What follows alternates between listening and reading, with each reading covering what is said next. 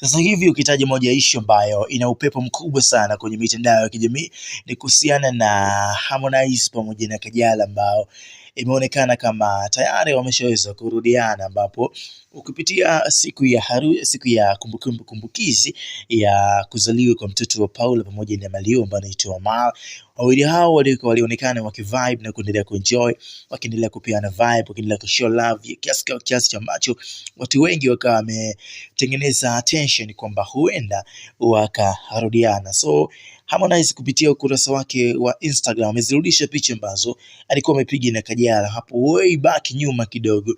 So ikumbukwe Harmonize amepitia mahusiano mengi hapa katikati baada ya kuweza kuachana na Kajala. So hii inaonyesha kwamba mapenzi ya kweli huwa siku zote hayajifichi, na mapenzi ya kweli huwa yana nafasi kubwa kinoma. So Juma Lokole yamefunguka kuhusiana na hicho ambacho kimeendelea kwenye mitandao ya kijamii, akidai kwamba Harmonize ametumia nguvu kubwa sana kuweza kumrudisha Kajala, na hii inakuwa ni blessing kwa sababu tangia Harmonize awe na Kajala imekuwa kama ni kitu fulani ambacho kilikuwa kinasubiriwa na watu wengi sana kuweza kutokea, kitu ambacho kilikuwa kinasubiriwa na watu wengi sana kuweza ku happen, na hatimaye kimeweza kutokea, na ndio maana watu wamekuwa excited sana kuweza kuwa attention kwenye hicho ambacho kinaendelea kwenye mitandao ya kijamii. Juma amefunguka pia kwamba Harmonize na Kajala huenda watakaporudiana basi hawatokaa kinyonge, basi wataweza kufunga na ndoa kabisa. So hilo jambo ambalo limekuwa likitekeneza attention. So tuendelee kusubiri, tuendelee kuona nini ambacho kinaweza kuendelea hapo next time, tuendelee kusubiri nini ambacho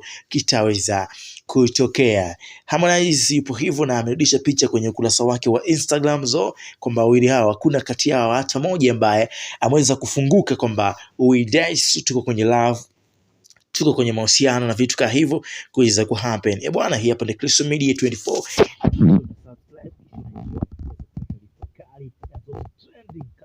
Kutoka nyumbani Tanzania hata nje ya mipaka hiyo.